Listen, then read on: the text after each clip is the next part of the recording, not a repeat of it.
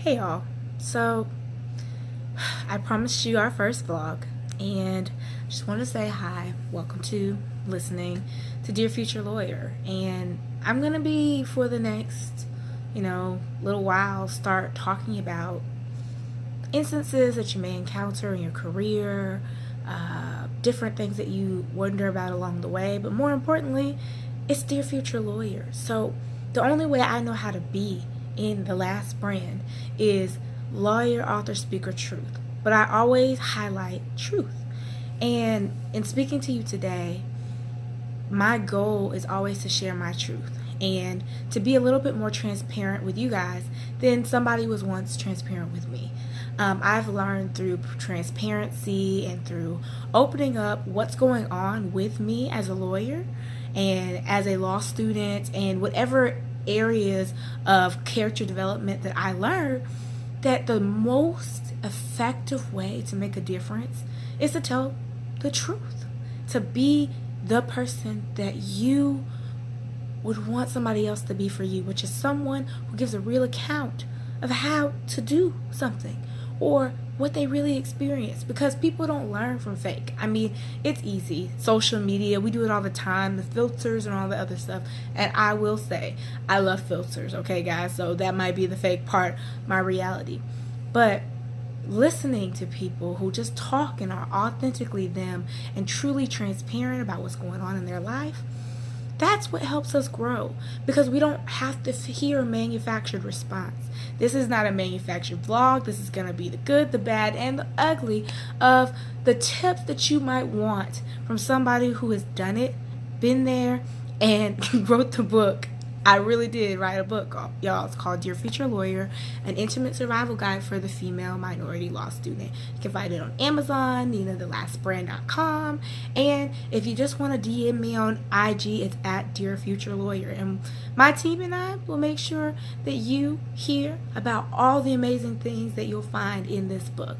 But today, let's get back to what I plan on talking about, and that is tips for communication, how to survive on less than 2.5 hours of sleep, and going through this interview season. So I am gonna let you guys in on something. I went to an interview recently. I don't know whether or not I'll get the job. Not really sure. I am letting you know that it's very, very, very cool to go on interviews, but it's also very scary. And if you're anything like me, I'm a first generation law student, lawyer, everything in my family.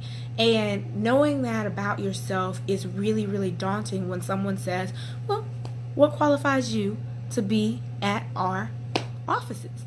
And sometimes you have to think to yourself, well, shoot, I don't know a lot about this lawyer thing. I mean, I know I went to law school. I know I got my license. And some of you might not have either one of those things on your record yet, but you will.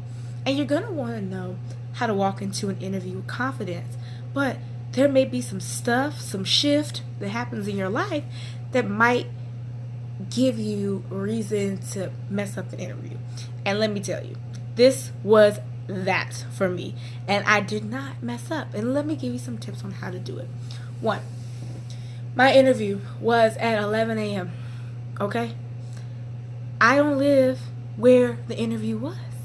I lived 3.5 hours away. I could not go to sleep. I was up all night. And you might have this. You might have this experience where you're so excited or you're so nervous about something that your brain literally is just on and you just don't know how to turn it off.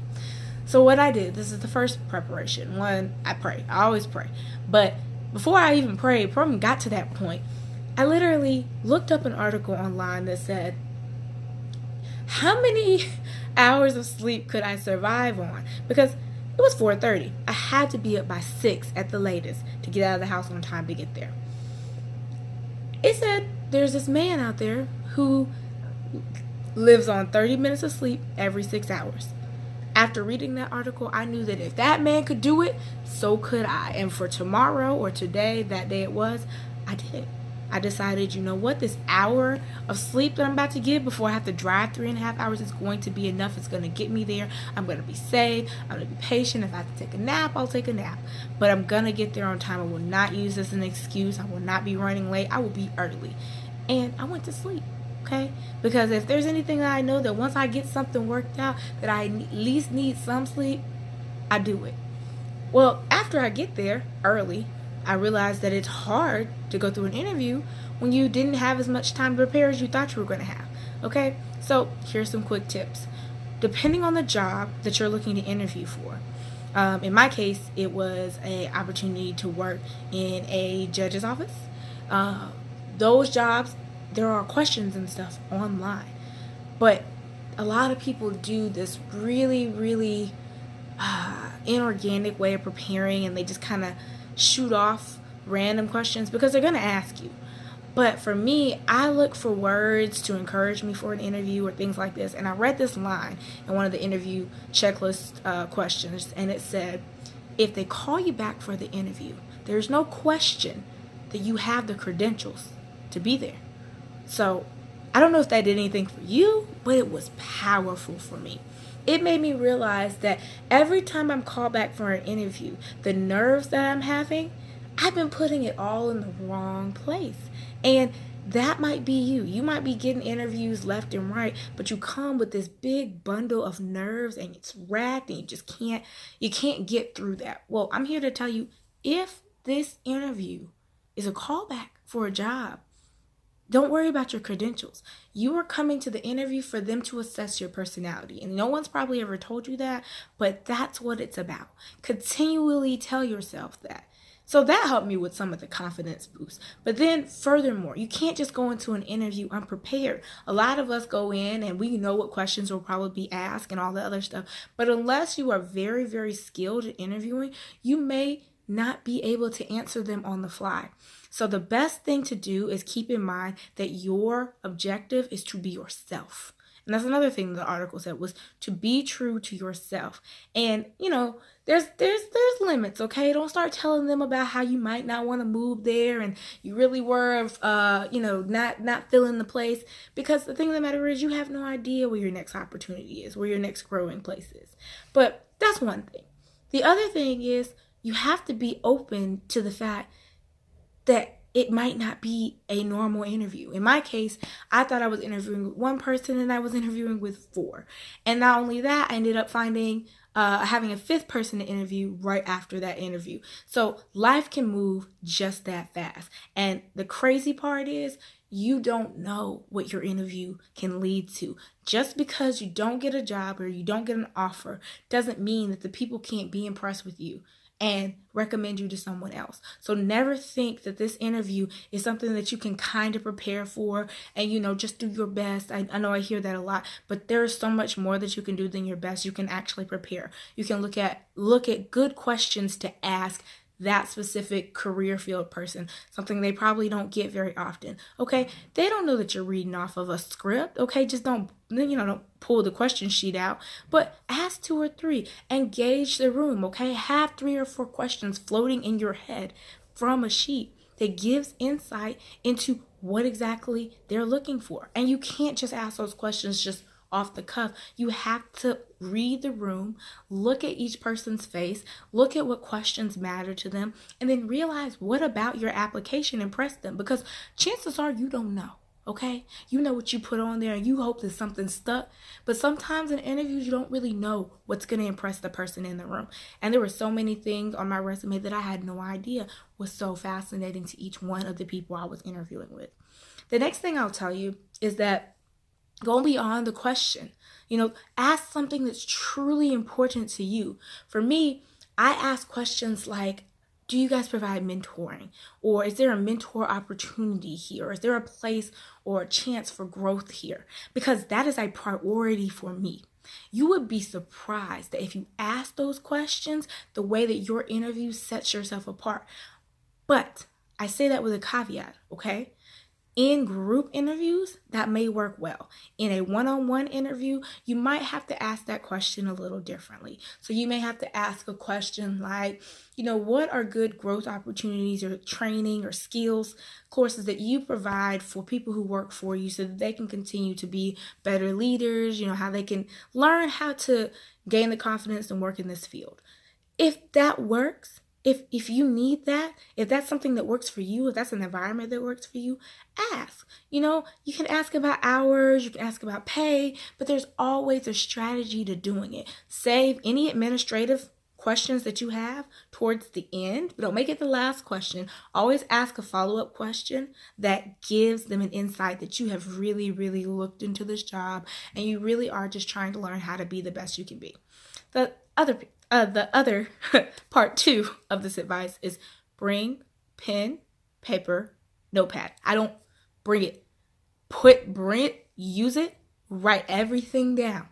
Okay? One, because you need that for your own record. So then when you go on interviews in the future, you know how you said this, different things that matter to you then versus what matters to you now. But bring one, because a lot of people do not. They do not bring anything into the interview. They literally just come cold, clean, and collected. I didn't even know, I didn't know that skill and that talent is so valuable. And I'm going to tell you why. Because in the interview, the things that were pointed out about me or my resume weren't just my resume. Because let's face it, your resume, your cover letter, the writing sample, all those things can be really impressive. But if you don't have an effective personality, you're not going to do very well in the interview. They were impressed by the things that I was asking and then following up with, but then more importantly, that I was writing it down. See, people like to know that what they're asking of you is something that you value and that you're going to take special care of. Well, when you take notes in class, when your professor is talking, aren't you showing them that you're caring, that you're engaging, that you're doing that? You have to use strategies you've already used before to show people that you are an effective listener, that you can take direction, and that you're willing to serve, okay? This willingness to serve means that I don't know everything and let me bring a notepad because I might need this.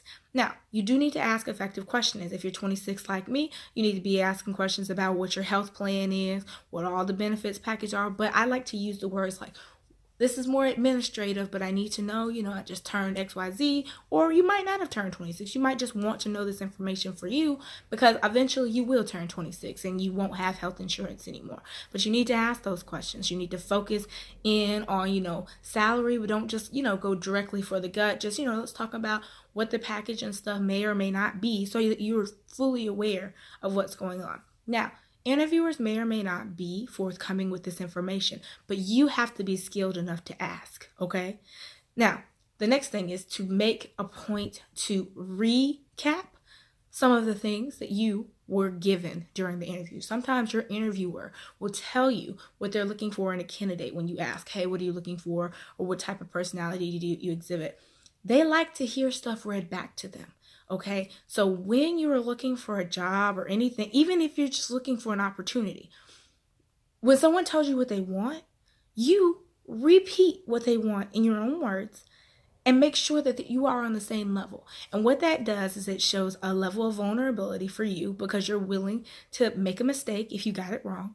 And then 2, you're showing that person that what they said to you is so important that you're willing to see if you got it right so that you can assess if you're paying attention.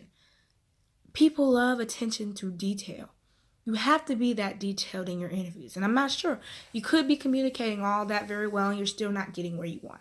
The other part is, and this is hard, it's your confidence, y'all. You have to work on your confidence. They're going to ask you questions like, who do you know in the area? What do you know about the area?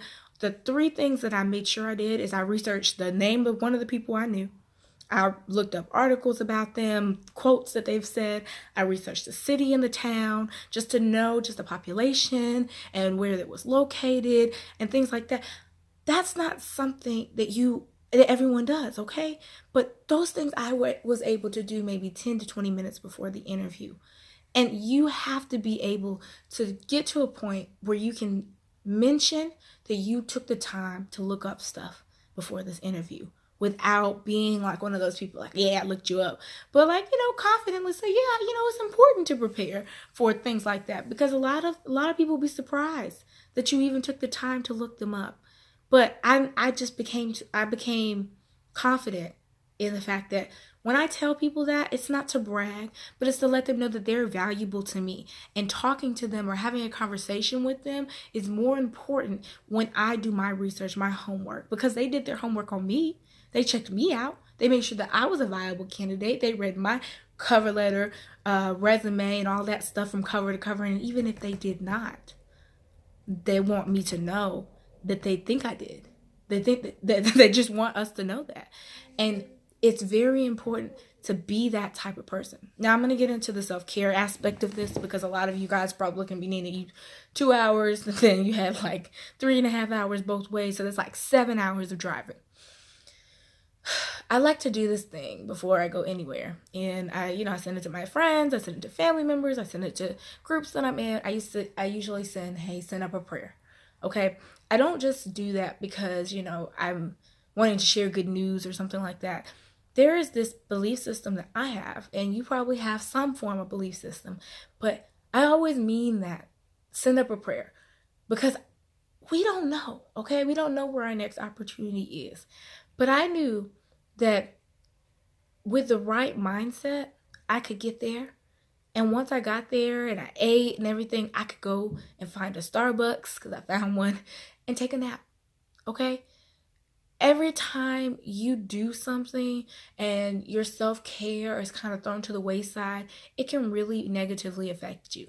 The next day after the interview, it was horrible, guys.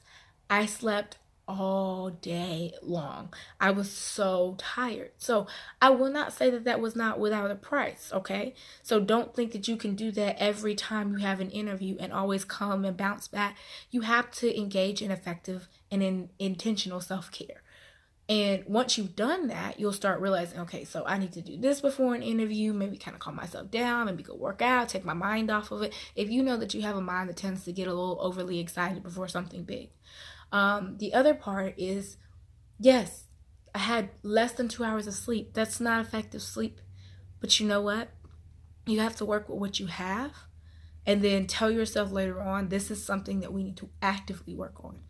And just being able to tell you that is really, it makes me more confident, because I don't like having people tell me, oh, I did this and it was really hard, but if you just be just like me, it'll work. It might not work, okay? You might get less than 2 hours of sleep. You might do all the research that I told you to do, and it might not even be effective in your interview. But I will say this. I left that interview. I've left many interviews, guys, because, if you haven't known much about me, I've been interviewing since 2017 for opportunities and things like that, and they just haven't stuck. For whatever reason, they didn't stick. So when I got my license and I had published my book, I went to selling the books and becoming a solo practice attorney, because I believe in making sure that I try to make a difference for myself. And if somebody doesn't have an opportunity for me, or the opportunity is disadvantageous to my self-care, my family, and making sure that I can find the effective work-life balance that I need to be able to take care of me, my family, and everything that's going on around me, then I can't go forward with it. And that's what you have to do. You have to figure out what your priorities are. For me, family has been a big priority my entire life. So I'm not going to be in a position where I can't get in a car and drive to my family if I don't have to. I'm not going to be in a position where I can't take care of myself, like work out, go to the gym. I'm just not going to put myself in a position where I can't take care of me and then try to, earn a living. I believe in earning a living. I believe all of that. But I also want you to know that communication, it works both ways. If somebody wants to offer you something and you don't use that negotiation power that you have and you wield in interviews, you're never going to have the opportunity again. Because once your name is inked on the dotted line, they can change the terms. So you have to be willing to look for those things. And why I tell you that is because after the interview, I just pay attention. And I paid attention all the way walking into the room, leaving the room, how people treated me, how support staff felt. I just watched. And a lot of the times you can determine if a place is meant to be for you or not just by watching and paying attention to how people interact with you, to how everybody kind of feels and the vibe you get. But I left that interview empowered. And I don't usually leave interviews empowered. One, because sometimes the people that you go interview with, they just need to fill a seat. And that's all they need. They don't really want to pour into you. But I left that interview, one, feeling like somebody took the time to get to know my accolades, my resume, my past, and said, you know what? If there is anything we could do for you, let's talk about it.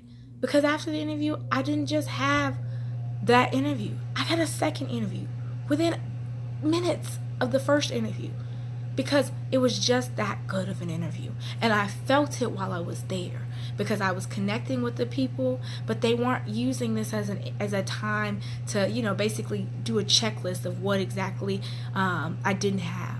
You have to use your interview as an interview for you. You have to interview these people that you're interviewing with. And you do that by seeing if they can engage in a conversation, if they make you feel like you're part of the team. And more than that, they tell you and try to strategize. I spent this interview listening to them talk about, benefits for the job if I was selected, and the bar dues. I was like, I didn't even know that they had that option, because that's not included in some of the job postings. Sometimes all they include is the salary. They don't include what comes with the salary. But I didn't know, they could pay bar dues. But they were talking about how to make sure that if the person does come from another state, what considerations to make. Oh yeah, so there's a way for us to continue to make the bar dues that you have current. These are things that people take in consideration when they're taking you, and they're thinking about you and what could possibly enable you or it confirm you to come to them. Okay, you have to pay attention to how people treat you. And that interview, it was probably the one interview where I felt like it wasn't like my gift to go there. They were excited that I traveled 3 hours. I've flown, I've flown all the way to New York before, and that interviewer had me wait for 1.5 hours after my interview time, only to tell me a very, very nice no later via email. Didn't have the nerve to call or anything. So for you to sit and thank me for my time, start the interview right away, not waste any time or dilly-dally, and get everybody in one place, and then use that interview as not only a history lesson so I can know more about the job, but for you to walk through every single possible, area of law I could be exposed to, different things that you all do for fun, and to be willing to share that with me and give me that opportunity. Those things happen when you're making real connections, and you can only do that when you're really being you. You can't be this stuck-up, stodgy version of you. If that means that, you don't wear the suit, because one, you might not be able to afford the suit right now or something like that. I wore this dress that if you see some I'm like Tiffany Haddish, okay? If you look at photos of me in business attire, you might see that dress all the time. Why? Because that is a good dress, and I'm gonna wear it until I can't wear it no more.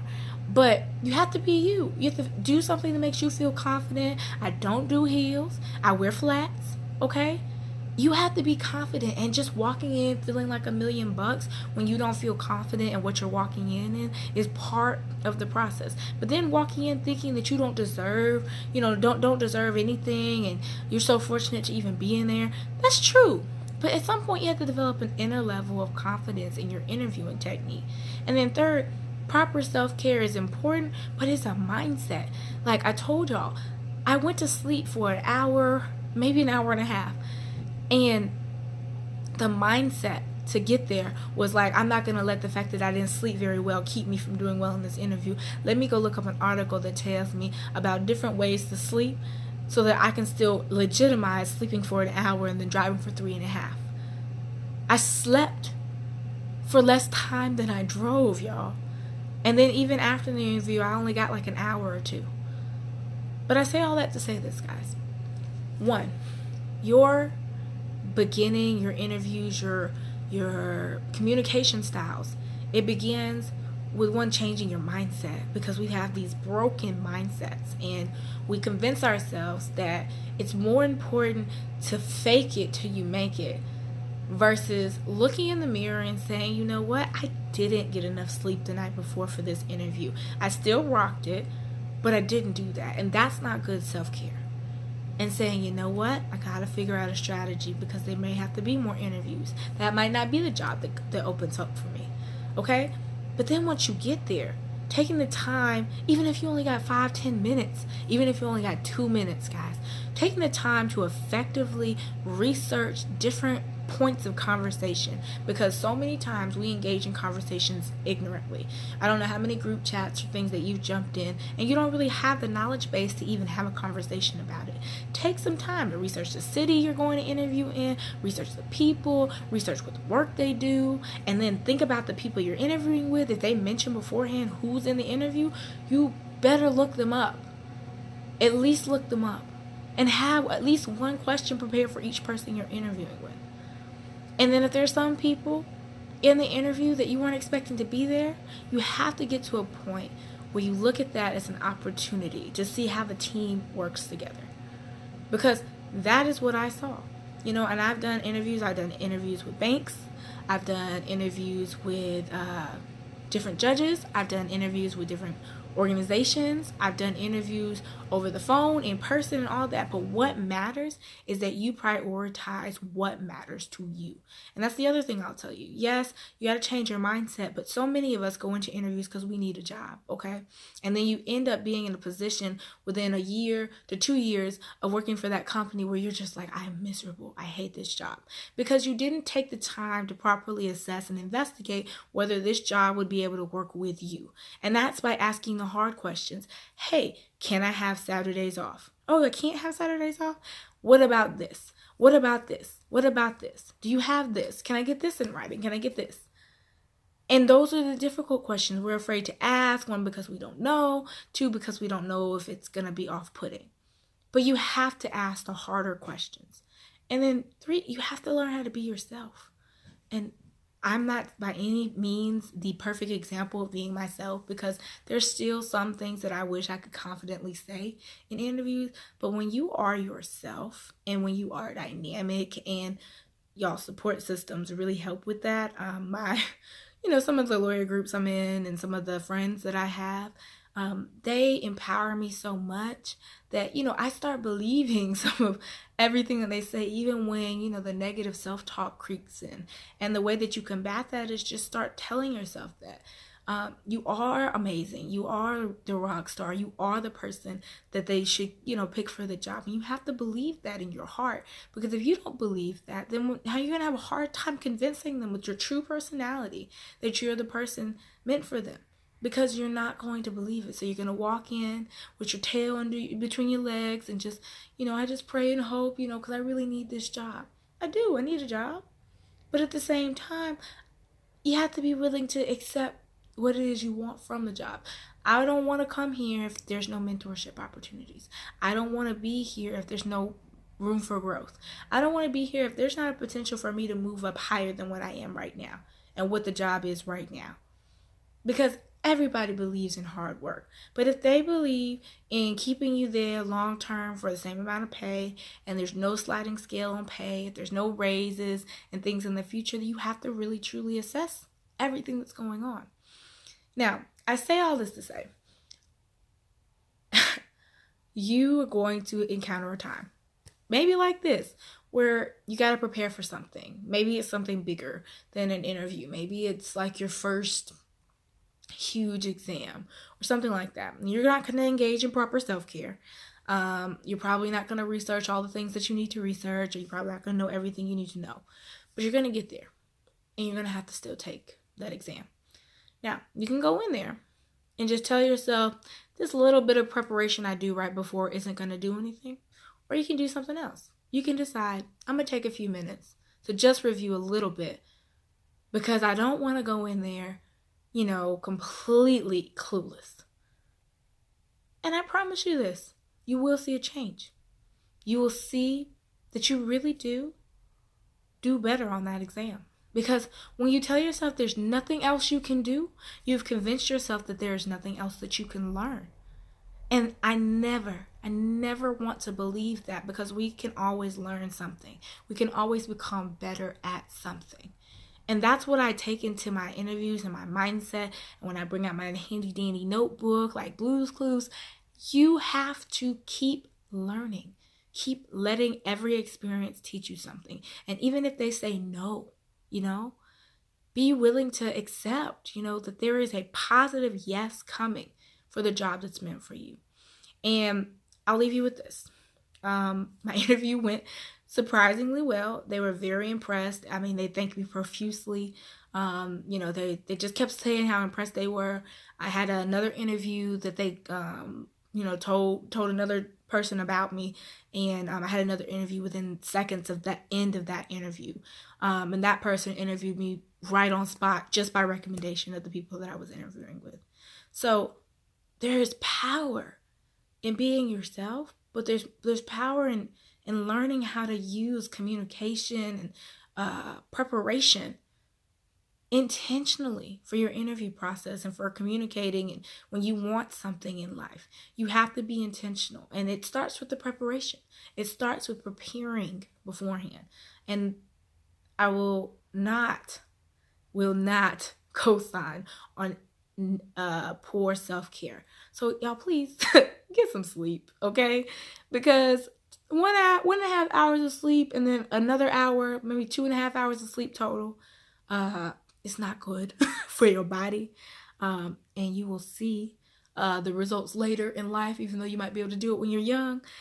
Or you might see it the next day, like me, where I couldn't wake up for the whole day because I was just so exhausted. So don't forget, just because I did it don't mean you gotta do it. Get your self-care, develop some strategies, but more importantly, prepare. Even if you only got 1 minute, prepare. Because your time, your interview, that's going to lead to more interviews, it's going to lead to more recommendations, it's going to lead to people giving you a foothold in life that you might never have had, is all on the other side of your mindset. Your mindset that you bring to the table, what you tell yourself when you look in the mirror and you say, hey, I got a job interview today. What am I going to do? Thank you for listening. This is the first of many vlogs from Dear Future Lawyer. And if you would kindly, hit the like and the subscribe button below. It's just an awesome opportunity for me to share with y'all. Comment below, tell me exactly what type of topics you're looking for. But I just thank you guys for being here and listening to me. But more than that, thank you for listening to what it takes in the interview world. Because, maybe it didn't help you, but there's somebody that needs this. Somebody who's been having a hard time. I've been having a rough time. I told y'all, since 2017, I've been looking for a job, okay, actively. So it's not one of those things that you have to take and let it defeat you. You have to keep going and you have to keep pushing. And the way that you do that is continuing to learn, even when they tell you no, even when they send you those nicely worded emails that say, I'm sorry we didn't select you, but you were a great candidate, or the really, really nicely worded emails where they tell you why, like, oh, we couldn't offer you at this time, but we really tried. It's those moments are teachables. They are teachable opportunities. They are experiences. And one day, you're going to frame the rejection letters that they gave you. You're going to put a frame around all of them. Because the yes letter that you were supposed to get came after you were available to get it. So don't think of anything.